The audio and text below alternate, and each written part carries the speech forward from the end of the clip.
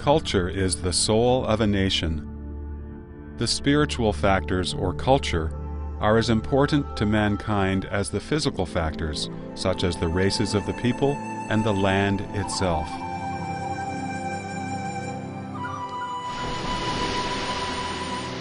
Cultural developments define the history of a nation's civilization. The complete destruction of a national culture leads to the end of the nation. Ancient nations who had created glorious civilizations were considered to have vanished when their cultures disappeared, even though the people of their races may have still survived.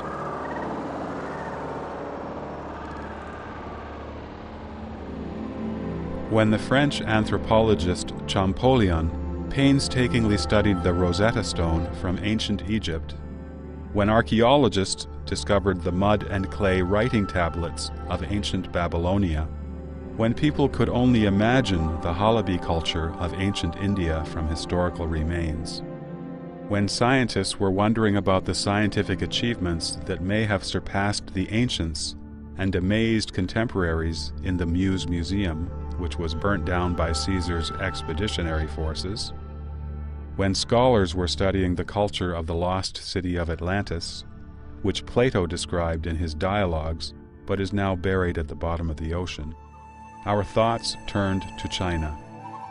This land of China has created numerous magnificent splendors in philosophy, the arts, literature, and science. It is the only country in the world whose ancient civilization has been passed down continuously for over 5,000 years.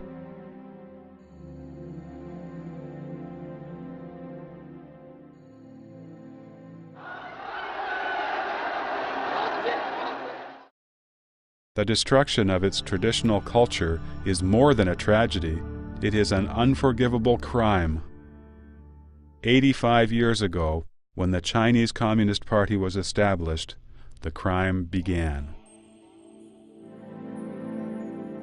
The Communist Party has an intrinsic hostility towards Chinese traditional culture. It struggles against the Chinese culture with a life and death hysteria, insatiable anger, and violence. After the CCP came to power, its struggle against traditional culture became more sophisticated and systematic. Mao Zedong once said, fittingly, that he follows neither the Tao nor heaven.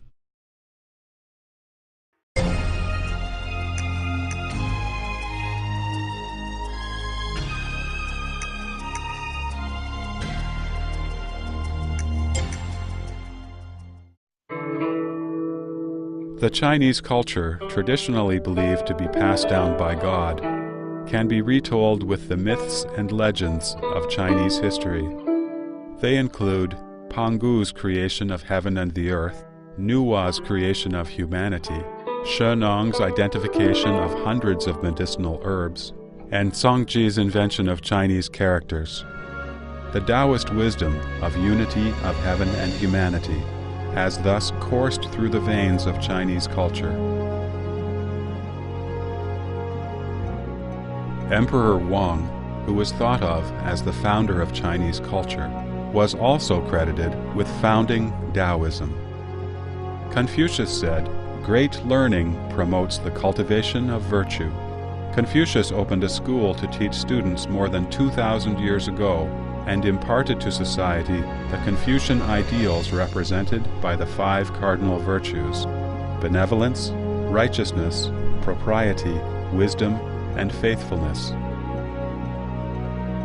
In the 1st century AD, Buddha Shakyamuni's teachings traveled east to China, with an emphasis on compassion and salvation of all beings. The Chinese culture became more wide-ranging and profound.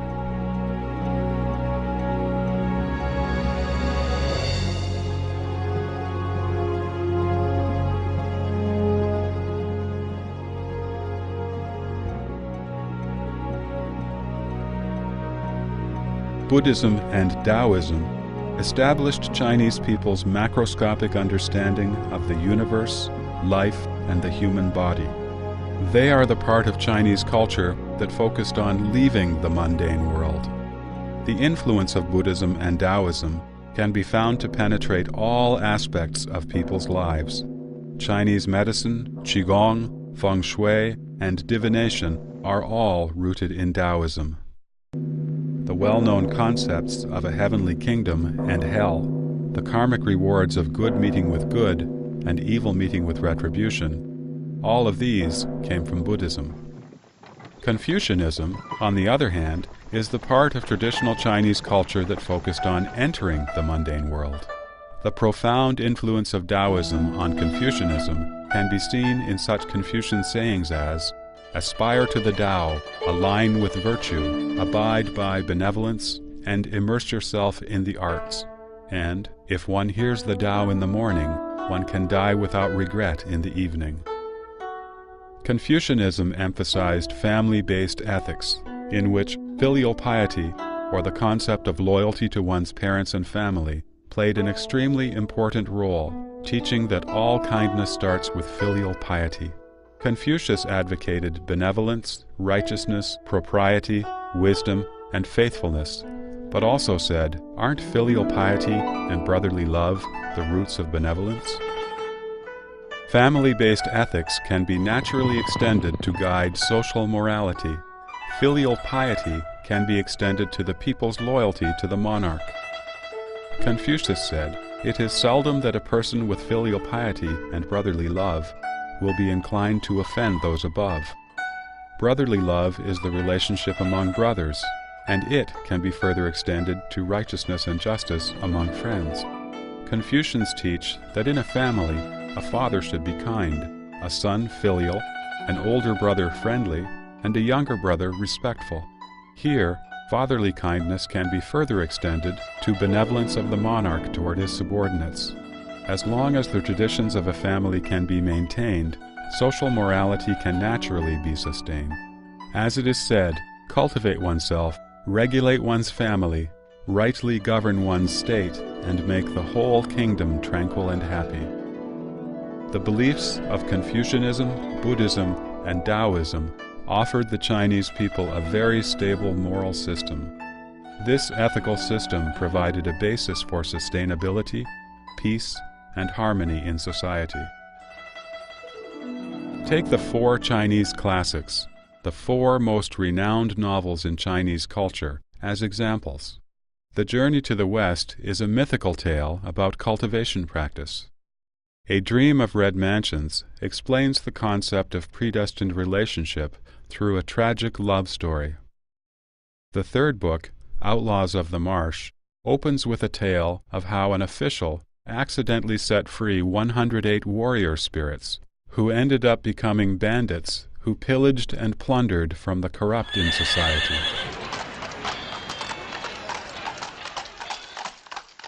The fourth book, Three Kingdoms, begins with a heavenly warning of a disaster and ends with the inescapable conclusion that everything is God's will. It states, "The world's affairs rush on like an endless stream. A heaven-told fate, infinite in reach, dooms all." The use of myths in these novels was not a coincidence, but a reflection of a basic philosophy of Chinese intellectuals toward nature and humanity. These novels have had a profound influence on the Chinese mind. When speaking of righteousness, people think of Guan Yu and of the Three Kingdoms, rather than the concept itself, how his righteousness to his friends transcended the clouds and reached heaven, how his unmovable loyalty to his superior and sworn brother, Liu Bei, gained him respect even from his enemies, how his bravery in battle prevailed in the most dire of situations, and in the end, as an ultimate result, he became a deity together with his son. When speaking of loyalty, Chinese people naturally think of Yue Fei, a Song dynasty general who served his country with unreserved integrity and loyalty. They also think of Zhuge Liang, Prime Minister of the Shu state during the Three Kingdoms period, who gave his all until his heart stopped beating. Traditional Chinese culture's eulogy of loyalty and righteousness has been fully elaborated in these authors' colorful stories. Taoism emphasizes truthfulness. Buddhism emphasizes compassion, and Confucianism values loyalty, tolerance, benevolence, and righteousness. While their forms differ, their purposes are the same. They all inspire people to return to kindness. These are the most valuable aspects of traditional Chinese culture, and they are based upon the beliefs of Confucianism, Buddhism, and Taoism. Many Chinese people may be illiterate, but they are familiar with these traditional plays and operas. Such cultural forms have been important ways for the people to learn traditional morals. In Chinese history, traditional culture reached its peak during the prosperous Tang Dynasty, coinciding with the height of the Chinese nation's power. Science was also advanced and enjoyed a unique reputation among all nations. Scholars from Europe, the Middle East, and Japan came to study in Chang'an, the capital of the Tang Dynasty. Countries bordering China took China as their suzerain state. Tens of thousands of countries came to pay tribute to China, even though they might have to be translated multiple times and clear successive customs. After the Qin dynasty, China was often occupied by minority groups. This also happened during the Sui, Tang, Yuan, and Qing dynasties, and at other times when ethnic minorities established their own regimes. Nevertheless, almost all these ethnic groups were assimilated to the Chinese ways. This shows the great integrative power of Chinese traditional culture. As Confucius said, thus, if the people from afar are not compliant, bring them around by cultivating our culture and virtue. Then, the Communist Party came.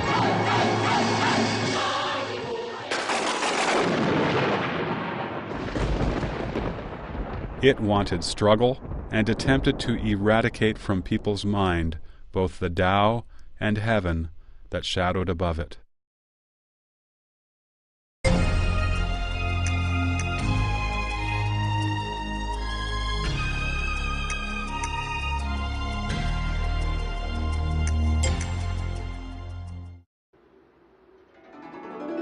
Traditional culture respects the mandate of heaven. As Confucius once said, life and death are predestined, and wealth and rank are determined by heaven. Both Buddhism and Taoism are forms of theism that also believe in the reincarnation cycle of life and death, and the karmic causality of good and evil. The Communist Party, however, believes in atheism. In translating the Communist Internationale anthem, the CCP put it this way: "There has never been a savior, and we do not rely on God either. To create human happiness, we rely entirely on ourselves." Confucianism values family, believing that all kindness starts with filial piety. The Communist Manifesto, however, clearly promulgates abolition of the family. Traditional culture differentiates the Chinese from the foreign, but the Communist Manifesto advocates the end of nationality. Confucian culture promotes kindness to others, but the Communist Party encourages class struggle. Confucians encourage loyalty to the monarch and love for the nation. However, the Communist Manifesto promotes the elimination of nations. Loyalty in traditional Chinese culture does not mean blind devotion. In the eyes of the people, although the emperor is a son of heaven, he still has heaven above him. The emperor cannot be correct at all times. The behavior of the emperor was judged by the Confucian classics. The dictatorial CCP could by no means accept traditional beliefs such as these. The CCP wanted to canonize its own leaders, and so would not allow such long-held concepts as heaven, Tao, and God to govern from above. The CCP was aware that what it did was considered the most heinous and enormous crime against heaven and the Tao, if measured by the standards of traditional culture. They were aware that as long as the traditional culture existed, people would not praise the CCP as great, glorious, and correct. Scholars would continue their tradition, risking their lives to admonish the monarch, and maintaining justice even at the expense of their lives, and place the people above the rulers. Thus, the people would not become CCP puppets, and the CCP could not force conformity on the thoughts of the masses. The traditional culture's respect for heaven, the earth, and nature became an obstacle for the CCP's battle with nature in an effort to alter heaven and the earth. Traditional culture treasures human life, teaching that any situation involving human life has to be treated with the utmost care.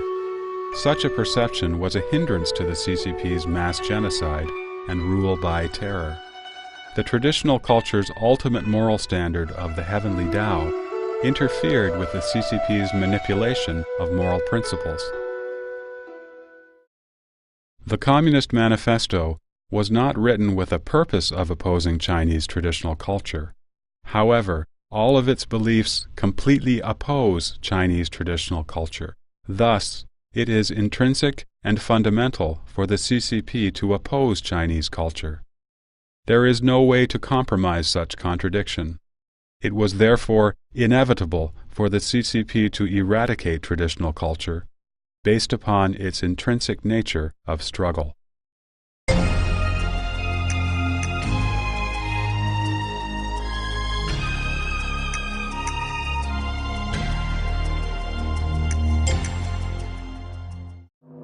Since traditional culture is rooted in Confucianism, Buddhism, and Taoism, the CCP's first step in destroying traditional culture was to extinguish the manifestation of the divine principles in the human world, eradicating the three religions corresponding to them. Soon after the CCP established a government, it began to destroy temples, burn scriptures, and forced the Buddhist monks and nuns to return to secular life.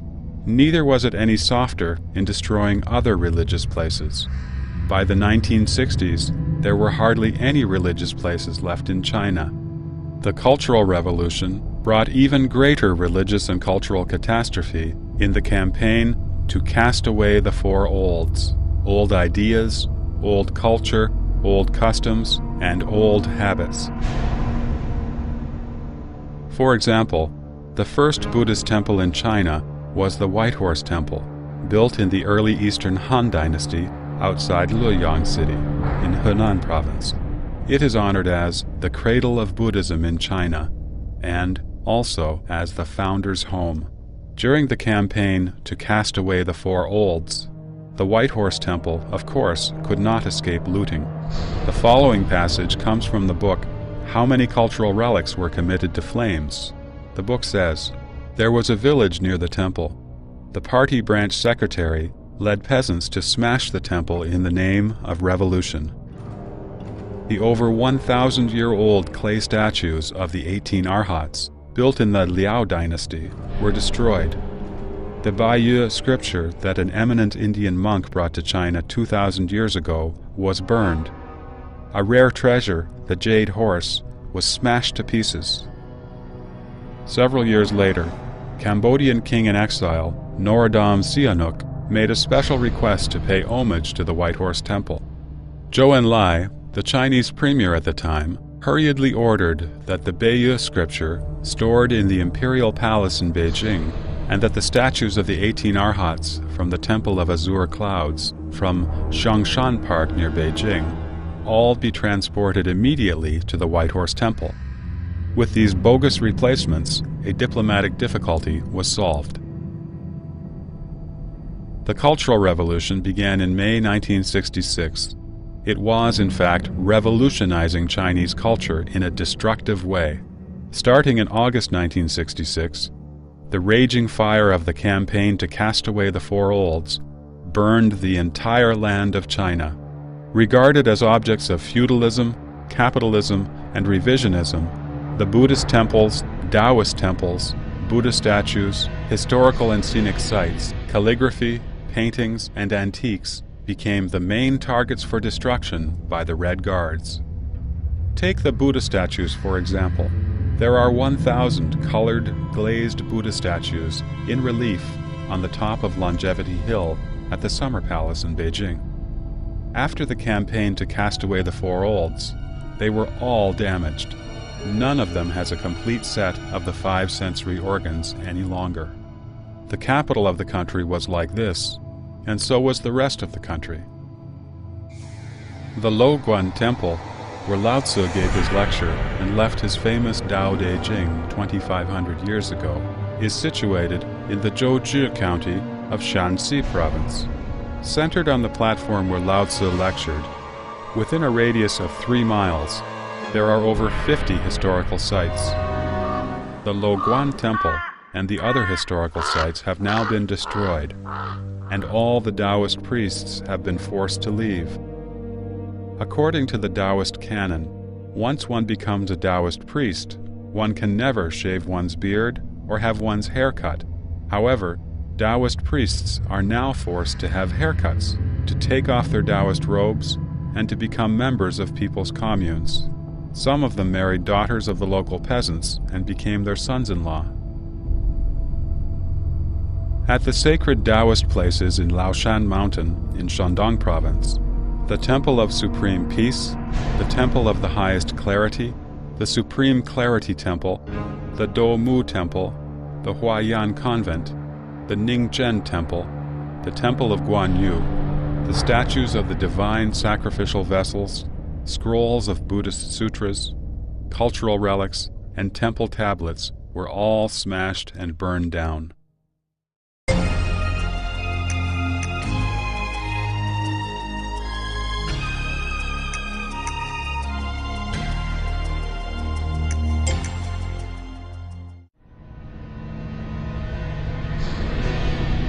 In the campaign to cast away the four olds, many one-of-a-kind books, calligraphies, and paintings that had been collected by intellectuals were committed to fire. Zhang Bojun had a family collection of over 10,000 books. The Red Guard leaders used them to make a fire to warm themselves. What was left was sent to paper mills and shredded to paper pulp.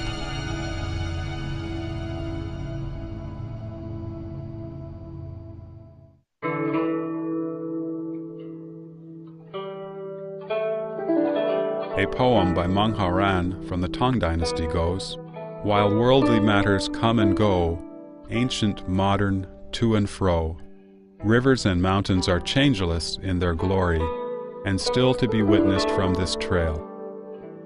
If today Chinese people were still to remember some of their history, they would probably feel differently when they recite this poem. Cultural relics, as the essence of Chinese culture, have been inherited and accumulated over several thousand years. Once destroyed, they cannot be restored. Experiences like that of Zhang Bojun are countless all over China. Rarely any relics and historic sites could escape such catastrophe. When we sighed over the old summer palace being burned down by the Anglo-French Allied force, when we sighed over the monumental work of the Yongle Encyclopedia being destroyed by invaders' flames of war, how could we have anticipated that the destruction caused by the CCP would be so much more widespread, so much more long-lasting, and so much more thorough than that caused by any invaders?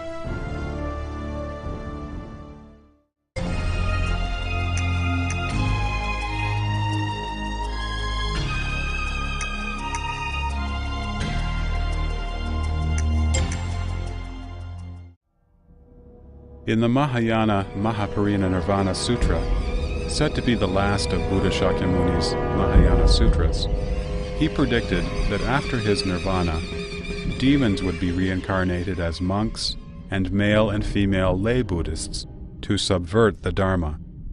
Of course, we cannot verify what Buddha Shakyamuni was referring to exactly. However, the CCP's destruction of Buddhism indeed started with forming a united front with some Buddhists. They even sent some underground Communist Party members to infiltrate the religion directly, to subvert it from within. In a criticism meeting during the Cultural Revolution, Someone questioned Zhao Puchu, vice president of the Chinese Buddhist Association at the time. "You are a Communist Party member, so why do you believe in Buddhism?" Buddha Shakyamuni received righteous attainment through precept, concentration, wisdom. Before his nirvana, he instructed his disciples to admire the precepts, regard the precepts as your teacher. In the Buddhist scriptures, many kinds of retribution were described for breaking the precepts. In 1952, the CCP sent representatives to attend the inaugural meeting of the Chinese Buddhist Association. At the meeting, many Buddhists in the association proposed to abolish the Buddhist precepts. They claimed that these disciplines had caused the death of many young men and women. Some people even advocated people should be free to believe in any religion. There should also be freedom for the monks and nuns to get married, to drink alcohol, and to eat meat. Nobody should interfere with these. At that time, Master Shu Yun was at the meeting and saw that Buddhism was facing the danger of extinction in China. He stepped forward opposing the proposals and appealed for the preservation of the Buddhist precepts and dress. Master Shu Yun was then slandered and labeled as counter-revolutionary. He was detained in the abbot's room and denied food and drink. He was not allowed out of the room even to use the toilet. He was also ordered to hand over his gold, silver, and firearms.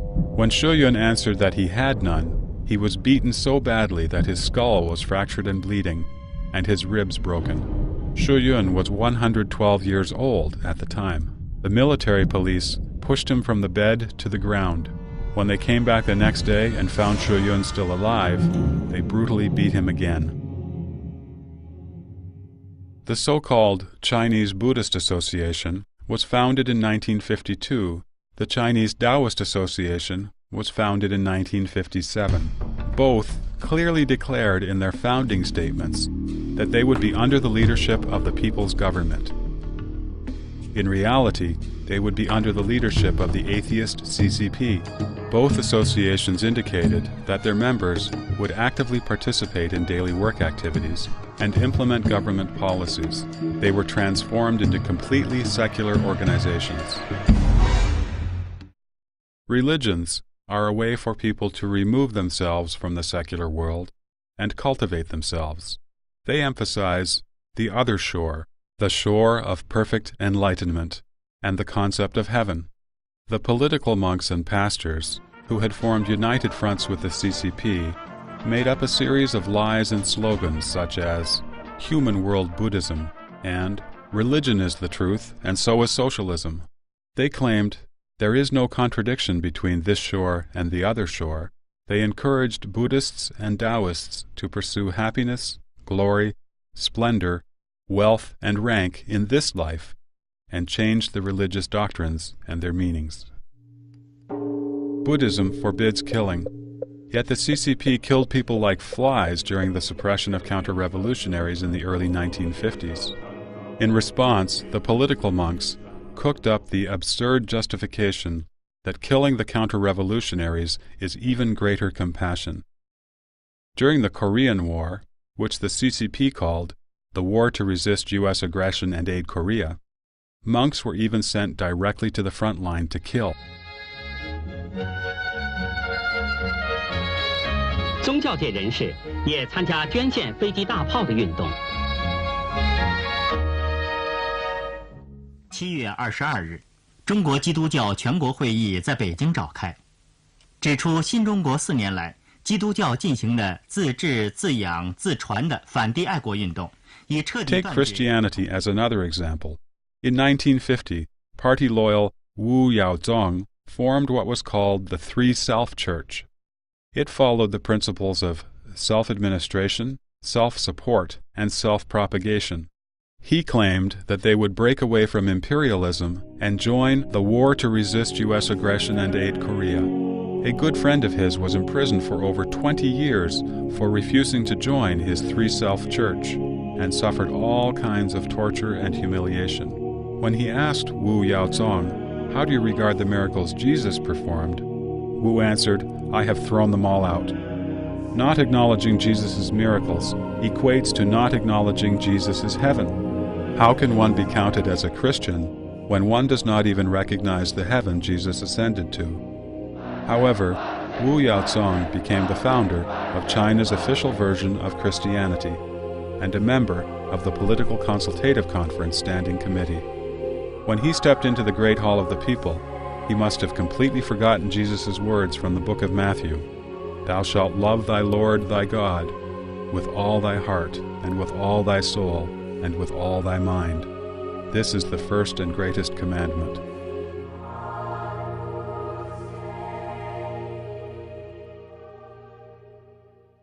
The CCP confiscated temple property, forced monks and nuns to study Marxism and Leninism, brainwashed them, and even forced them to hard labor.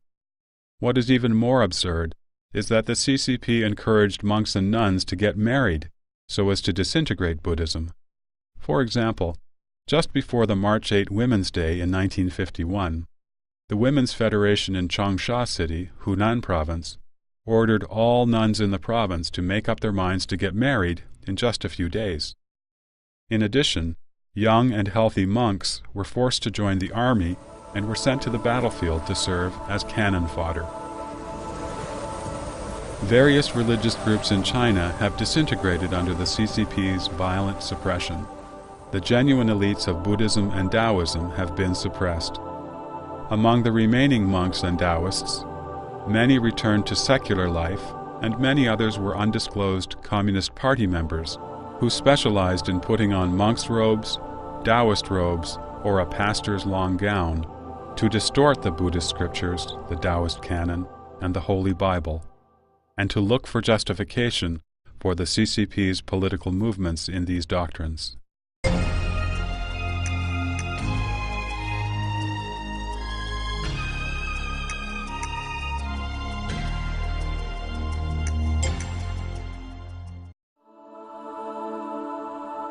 The last step in destructing a belief and culture is to insult it so that people despise it from then on, preventing it from ever being restored. The CCP considered the traditions of the Hui Muslim group to be one of the four olds: old thought, culture, tradition, and habit. Therefore, it forced the Hui people to eat pork. Muslim peasants and mosques were required to raise pigs, and each household had to furnish 2 pigs to the country every year. The Red Guards even forced the second highest living Tibetan Buddha, the Panchen Lama, to eat human excrement. They ordered 3 monks from the Temple of Bliss, located in Harbin City, Heilongjiang Province, which is the biggest Buddhist temple built in modern times, to hold a poster board that said, "The hell with sutras, they are full of shit." In 1971, the CCP started a frantic movement to criticize Confucius. An author, who wrote under the pen name Liang Xiao, published an article in The Red Flag, the CCP's foremost magazine, entitled, "Who is Confucius?" The article described Confucius as a madman who wanted to turn history backward and a deceptive and shrewd demagogue. A series of cartoons and songs followed, demonizing Confucius. In this way, the dignity and sacredness of religion and culture were annihilated.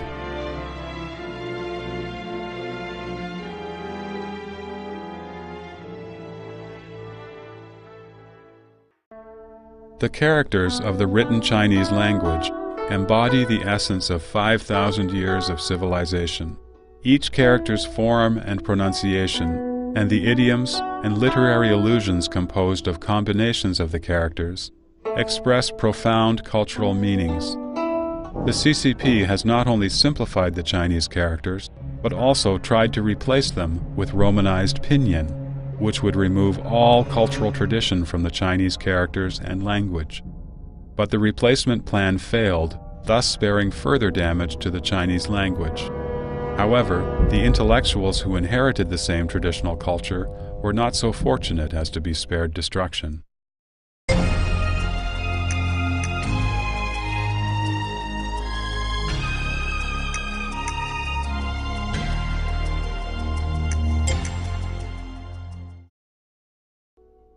Before the CCP gained power in 1949, China had about 2 million intellectuals. Although some had studied in Western countries, they still inherited some Confucian ideas. The CCP certainly could not relax its control of them because, as members of the traditional scholar aristocracy class, their ways of thinking played important roles in shaping the thoughts of ordinary people. In September 1951, the CCP initiated a broad thought reform movement, starting in Beijing University among the intellectuals. The intellectuals were required to organize a movement to confess their history, including their thoughts, faithfully and honestly, in attempts to cleanse any counter-revolutionary elements. Mao Zedong never liked intellectuals. He said that they ought to be aware of the truth that actually many so-called intellectuals are, relatively speaking, quite ignorant, and that the workers and farmers sometimes know more than they do. Mao also said, compared with the workers and peasants, to the CCP, the intellectuals are dirty, and in the last analysis, the workers and peasants are the cleanest people, even though their hands are covered with dirt and their feet are smeared with cow dung. The CCP's persecution of intellectuals started with various forms of accusations, ranging from the 1951 criticism of Wu Shun, or running schools with begged money, to Mao Zedong's personal attack in 1955 on writer Hu Feng, a scholar and literary critic, as a counter-revolutionary. In the beginning, the intellectuals were not categorized as a reactionary class, but by 1957, after several major religious groups had surrendered through the Unified Front movement, the CCP could focus its energy on the intellectuals now. The anti-rightist movement, then, was launched.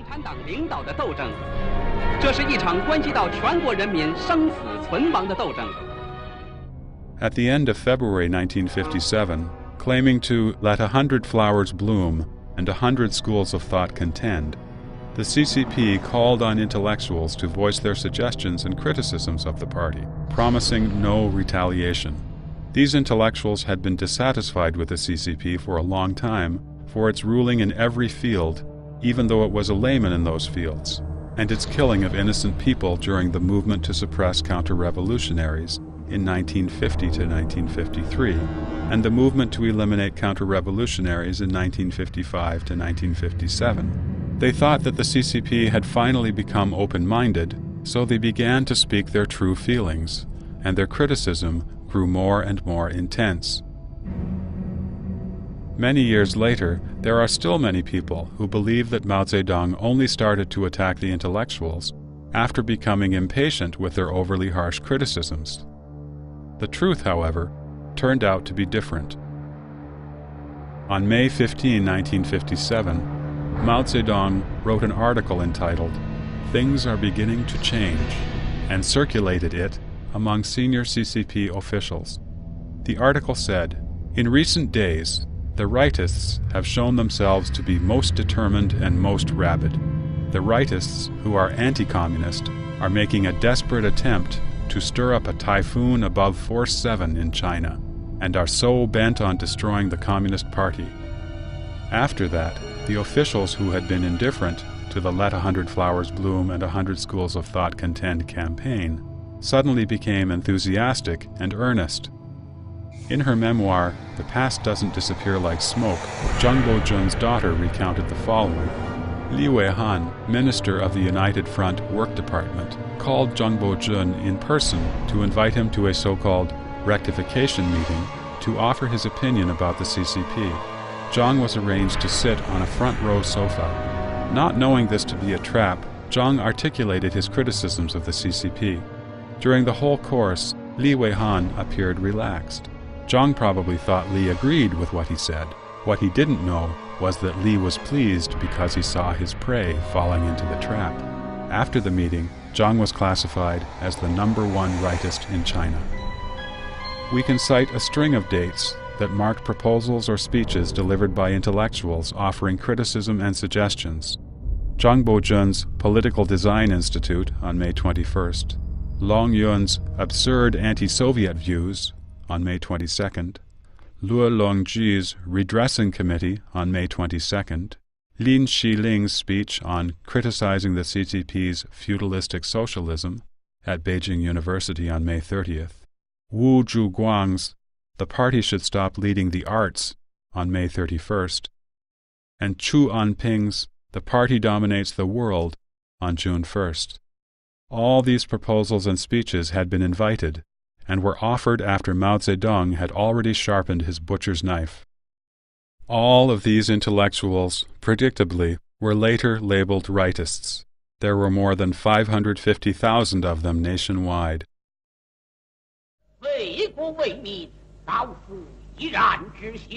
Chinese tradition has it that scholars can be killed but cannot be humiliated. The CCP, however, was capable of humiliating intellectuals, depriving their right to make a living, and even incriminating their families unless they accepted humiliation. Many intellectuals did surrender. During the course, some of them turned in others to save themselves, which broke many people's hearts. Those who did not submit to humiliation were killed, serving as examples to terrorize the others. Thus, the intellectuals, the traditional scholarly class, the exemplars of social morality, were obliterated. Mao Zedong said, "What can Emperor Qin Shi Huang brag about? He only killed 460 Confucian scholars, but we killed 46,000 intellectuals. In our suppression of counter-revolutionaries, didn't we kill some counter-revolutionary intellectuals as well?" I argued with the pro-democratic people, who accused us of acting like Emperor Qin Shi Huang. I said they were wrong. We surpassed him by 100 times. Indeed, Mao did more than kill the intellectuals. Even worse, he destroyed their minds and hearts.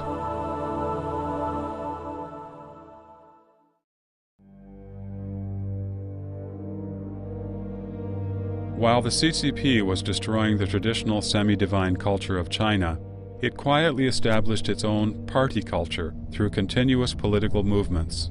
As one of the CCP's classic documents, Mao's speech at the Yan'an Forum on Literature and the Arts named cultural endeavors and the military as the two battlefronts. It stated that it was not enough to have just the armed military, an army of literary arts was also needed. It stipulated that the literary arts should serve politics, and the literary arts of the proletariat class are the gears and screws of the revolutionary machine. A complete system of party culture was developed out of this, with supporting the CCP the ultimate goal, and with atheism and class struggle at the core. This system goes completely against traditional culture and penetrates every aspect of people's life. It formed an environment of terror and despotism for the party, so that the possessing evil specter could control people even more tightly.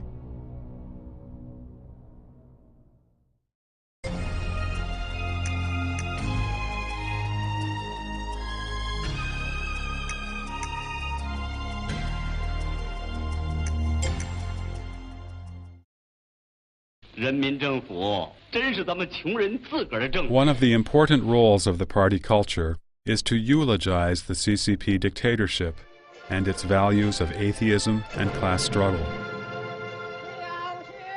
People who experienced the Cultural Revolution might still remember vividly the model play of modern operas, the songs with Mao's words and lyrics, and the loyalty dance.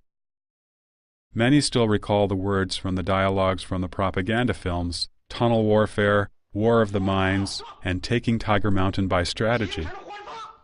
Such literary works of party culture have had a profound influence on the Chinese people.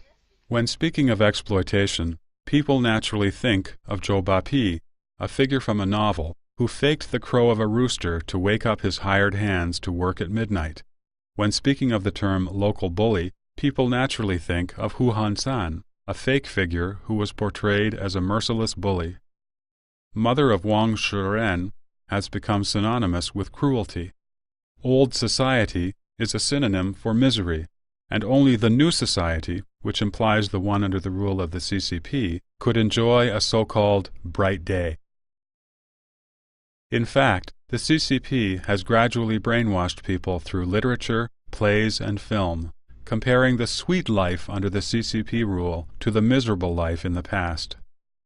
It fills their minds with messages such as how brilliant and great the party is, how arduously and valiantly the party has struggled against the enemy, how utterly devoted to the party its soldiers are, how willing they are to sacrifice themselves for the party, and how stupid and vicious its enemies are. Day after day, the CCP propaganda machine injects the beliefs needed by the Communist Party into every Chinese citizen.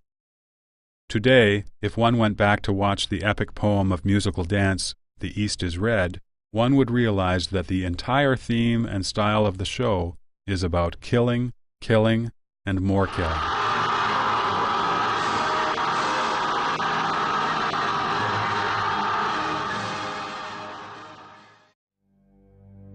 One step beyond the truth is fallacy.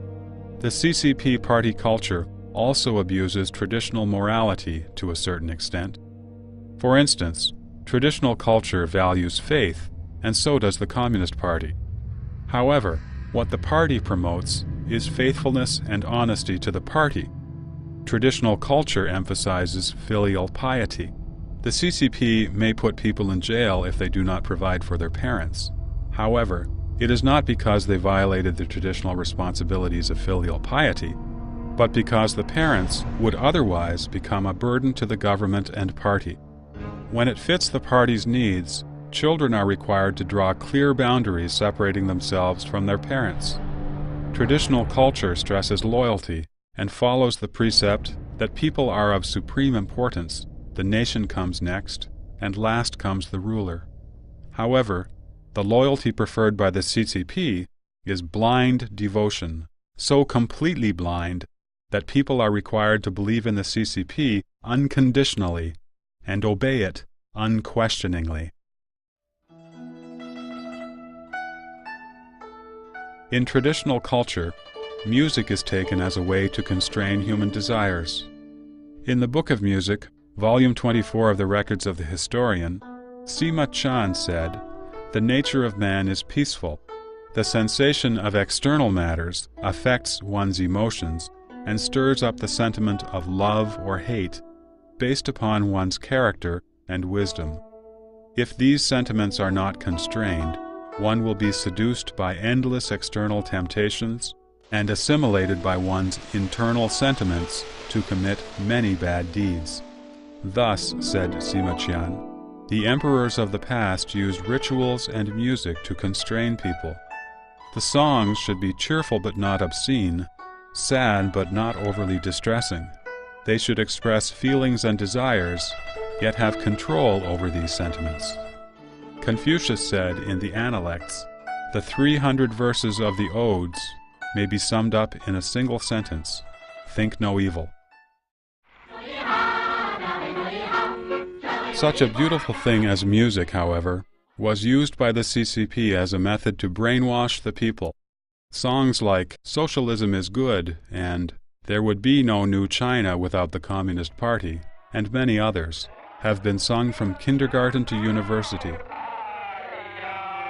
In singing these songs, people have unconsciously accepted the meanings of the lyrics.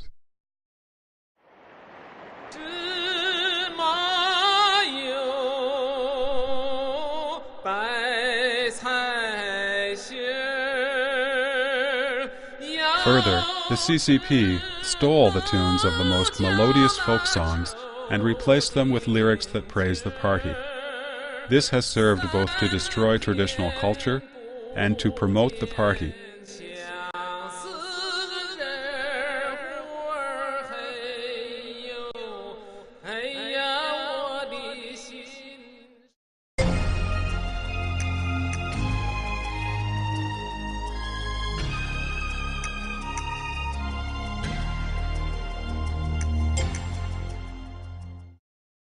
The history commonly told by the CCP is very misleading.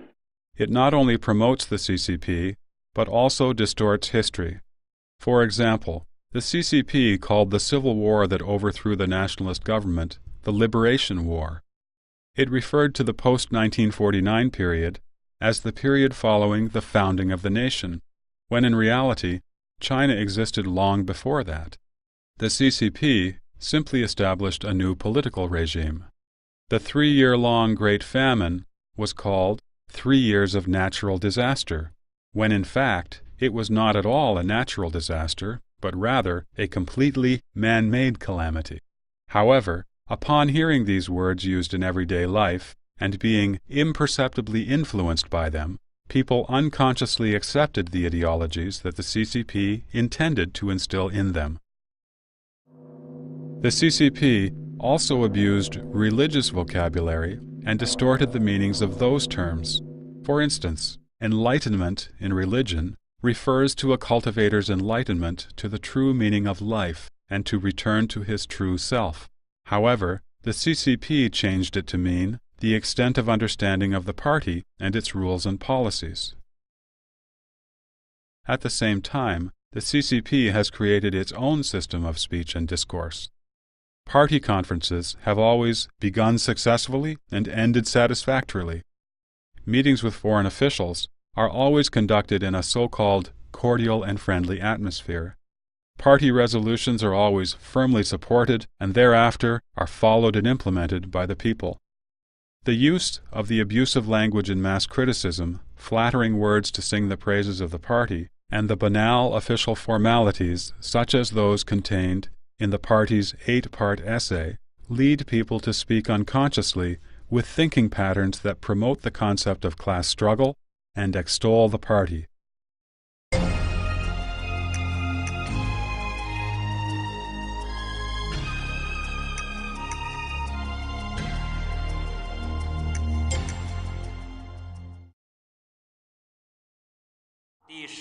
The mechanism of the party's domination is similar to a hydraulic system, relying on high pressure and isolation to maintain its state of control. Even one tiny leak could cause the system to collapse. So, despotism and dictatorship are the nature of the party culture, serving its goal of political and class struggle, and subtly influencing people's internal psyche and external behavior. 下面给您预告一下本台今天第3次播音时间所要播出的节目内容。18点20分。 Since people have no freedom of thought, speech, association, or belief, and are forced to be consistent with the party's central committee, the culture of the Communist Party is that of a monopoly. For the past 55 years, the CCP has been using terror to suppress the minds of Chinese people. Wielding their whips and butcher's knives to force people to conform, people never know when unforeseen disasters will befall them. Living in fear, the people became obedient. The CCP control of society is all-encompassing. There is a household registration system, a neighborhood residence committee system, and various levels of party committee structure. Party branches are established at even the grassroots level. Each and every single village, for instance, has its own party branch. The CCP completely neglected the principles of rule by law in modern society and vigorously promoted the policy of implication. It used its absolute power to punish relatives of those who were labeled as landlords, rich, reactionaries, bad elements, and rightists. It proposed the class origin theory that one's nature was determined by the class into which one was born. Today, if a Falun Gong practitioner appeals, his family members, his fellow employees, and leaders of the company where he works, and even leaders in the province and city where he resides, are implicated. The CCP also issued various discriminatory policies, whereby even children were singled out as being potentially re-educated and transformed, while their parents might have been classified as among the 5 black classes. The party promoted placing righteousness above family loyalty and turning one's weapon around to strike against one's own side in order to comply with the party.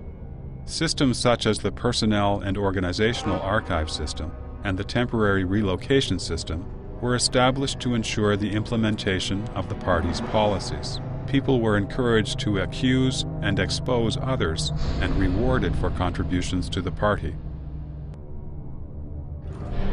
In addition, the party culture with respect to propaganda includes many forms, such as the culture of one voice. This requires all media to join together to sing the praises and collectively speak in support of the party on major issues. When needed, leaders from every level of the party, government, military, workers, youth leagues, and women's organizations, are brought out to express their support. Everyone has to go through the ordeal. Other forms include a culture to promote violence, a culture to incite hatred, a culture of deception and lies, a culture of brainwashing, a culture of adulation, a culture of pretentiousness, and a culture that confounds right and wrong. This way, the CCP established a culture that transforms human beings into machines. The party wants the people to be the never-rusting bolts in the revolutionary machine, to be tamed as the tools of the party. The people also formed a culture of self-imposed brainwashing and unconditional obedience. These were reinforced by slogans such as, "Fight ruthlessly to eradicate any selfish thoughts that flash through your mind," and "Erupt a revolution in the depths of your soul." Another, "Maintain maximum alignment with the party's central committee. Unify the minds, unify the footsteps, unify the orders, and unify the commands." The evil factors of human nature, such as selfishness, jealousy, harming others, or even adding insult to injury, were further amplified by the party. There are many more examples like these. Everyone from mainland China can find various elements of party culture in his own personal experience. The CCP thus formed a social and cultural environment suitable for the survival of its possessing evil specter.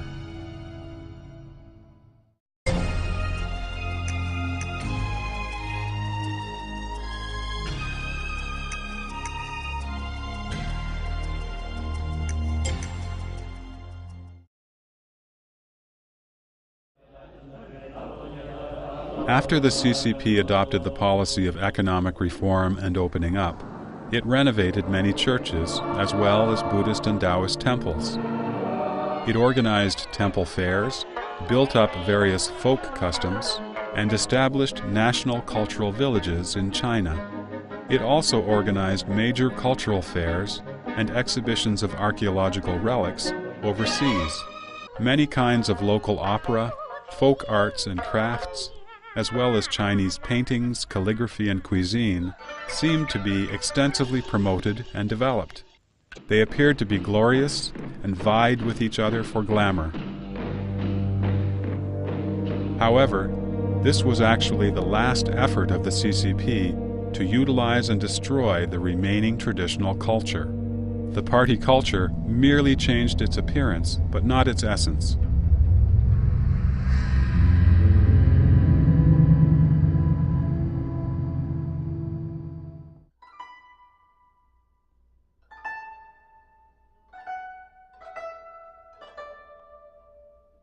Chinese culture has a divine meaning in it.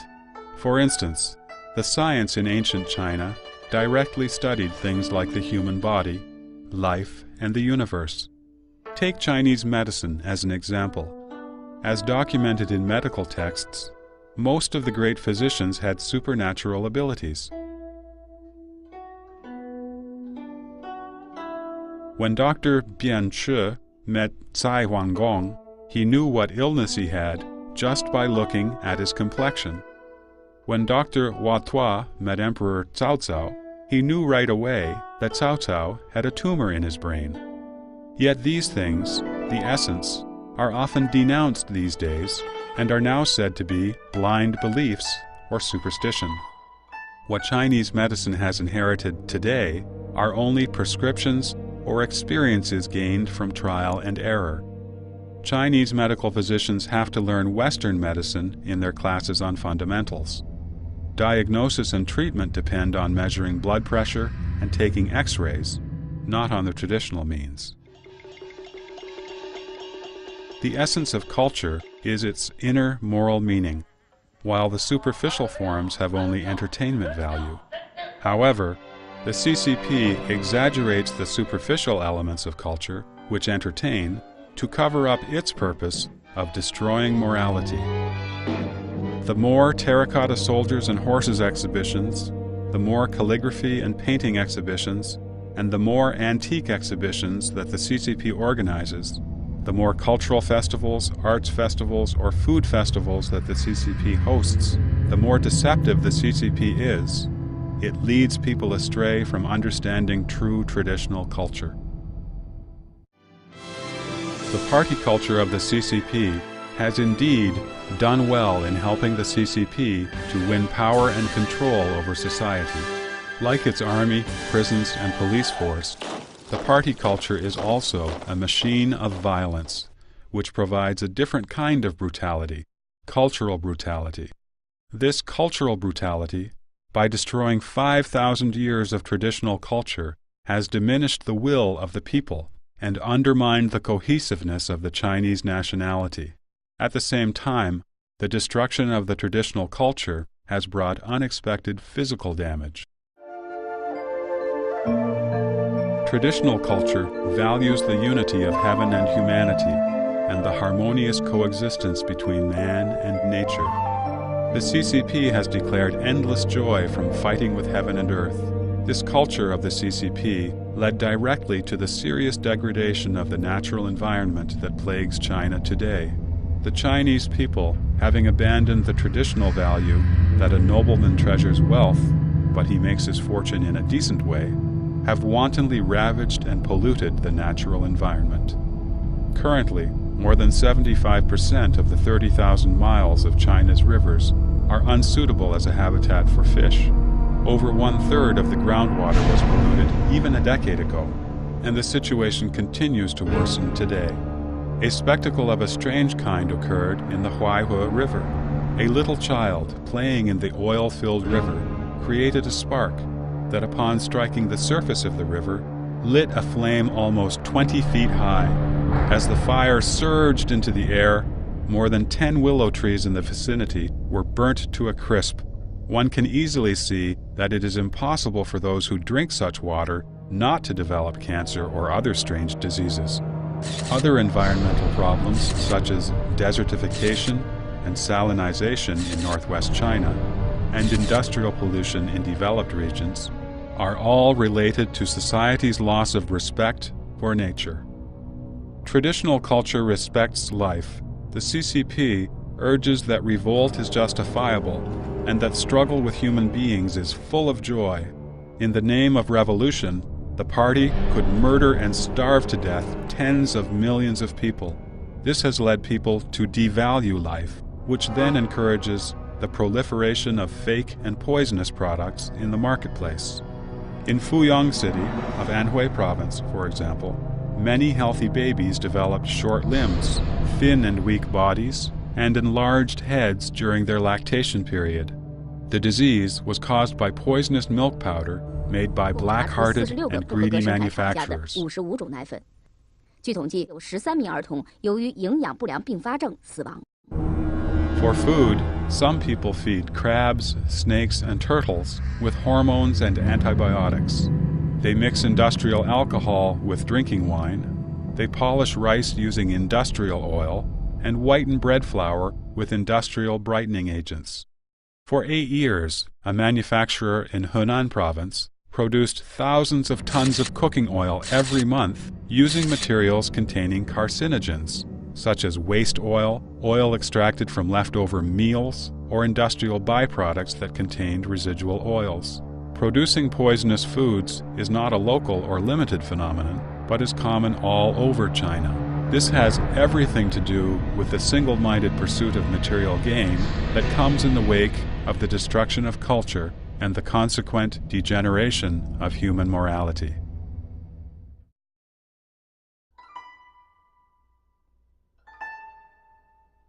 Unlike the absolute monopoly and exclusivity of the party culture, the traditional culture has a tremendous integrative capacity.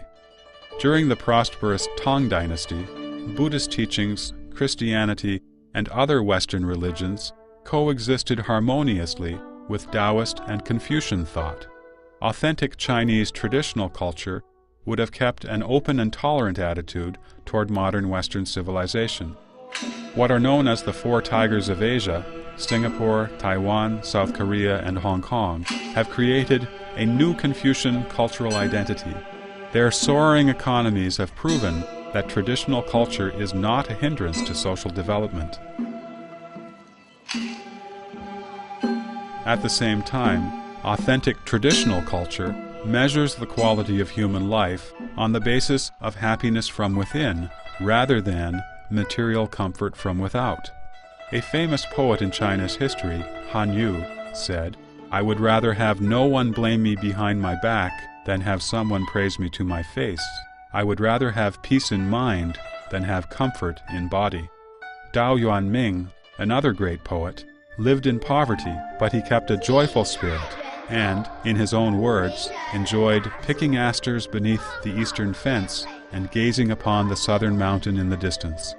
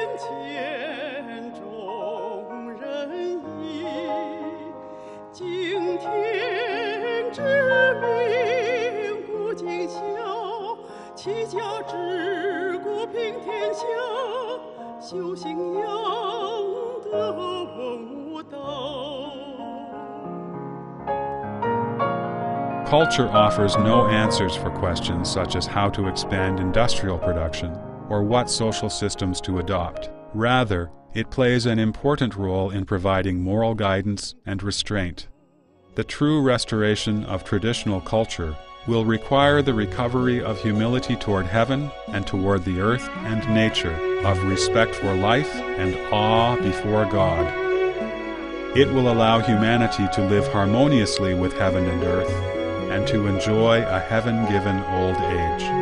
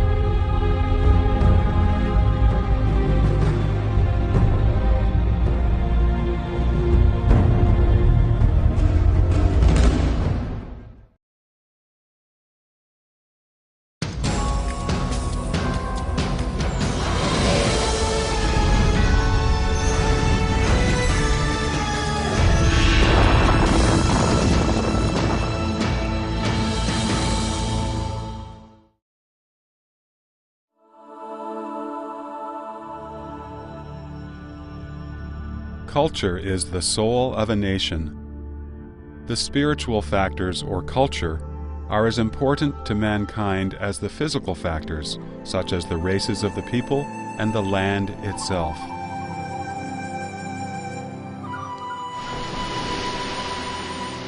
Cultural developments define the history of a nation's civilization. The complete destruction of a national culture leads to the end of the nation. Ancient nations who had created glorious civilizations were considered to have vanished when their cultures disappeared. even though the people of their races may have still survived.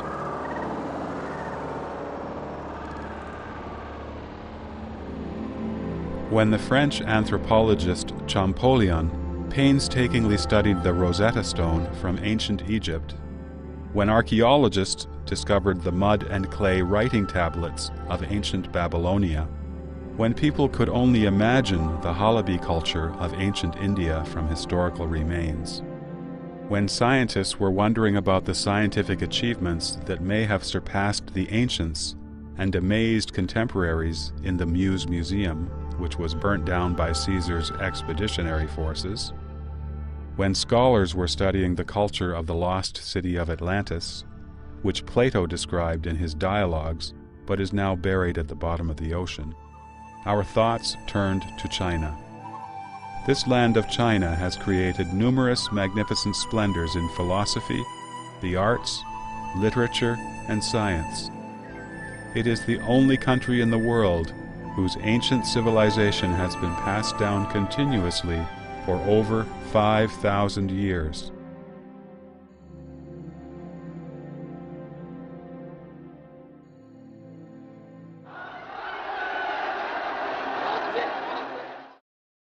The destruction of its traditional culture is more than a tragedy, it is an unforgivable crime. 85 years ago, when the Chinese Communist Party was established, the crime began. The Communist Party has an intrinsic hostility towards Chinese traditional culture. It struggles against the Chinese culture with a life and death hysteria, insatiable anger, and violence. After the CCP came to power, its struggle against traditional culture became more sophisticated and systematic. Mao Zedong once said, fittingly, that he follows neither the Tao nor heaven.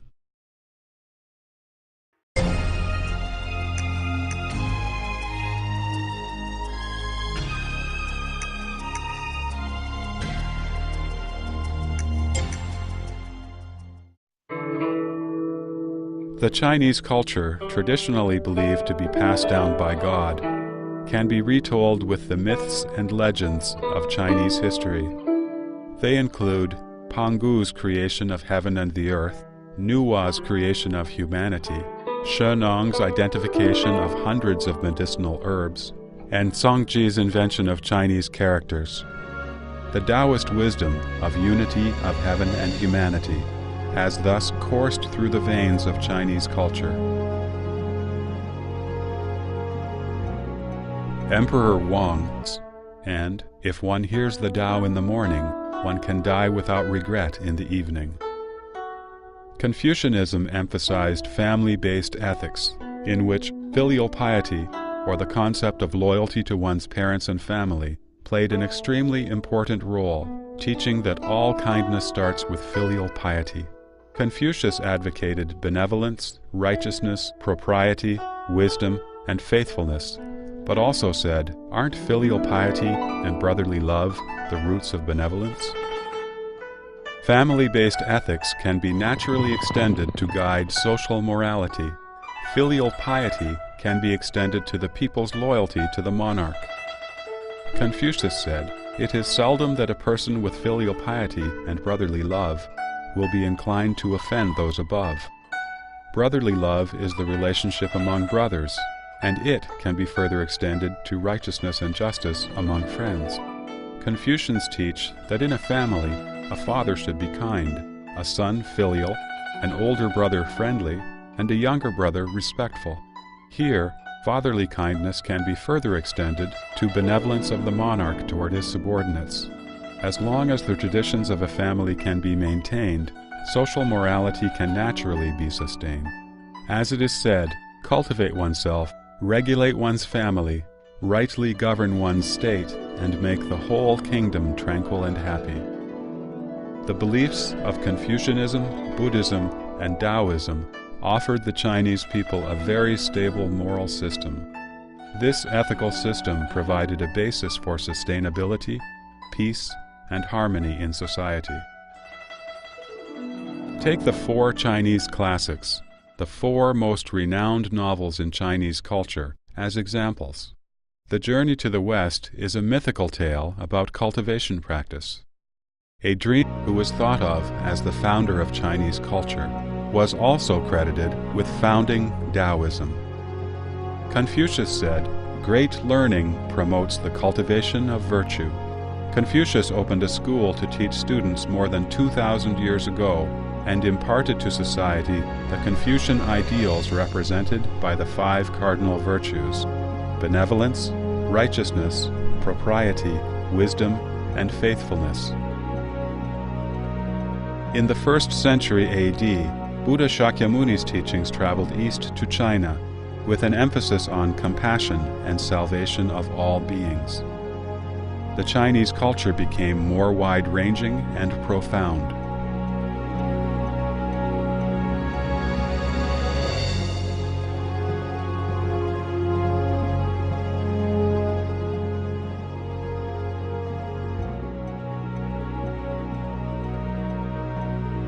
Buddhism and Taoism established Chinese people's macroscopic understanding of the universe, life, and the human body.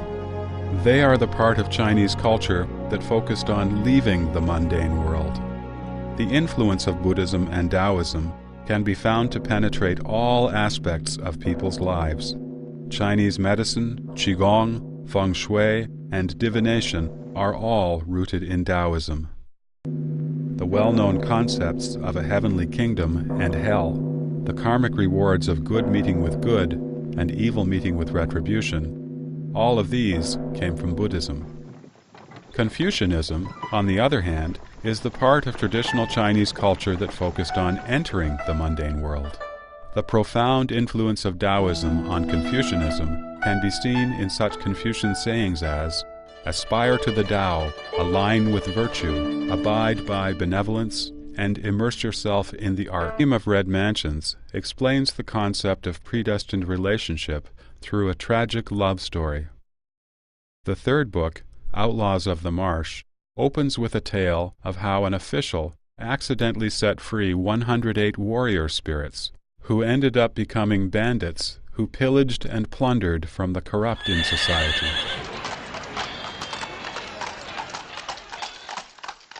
The 4th book, 3 Kingdoms, begins with a heavenly warning of a disaster and ends with the inescapable conclusion that everything is God's will.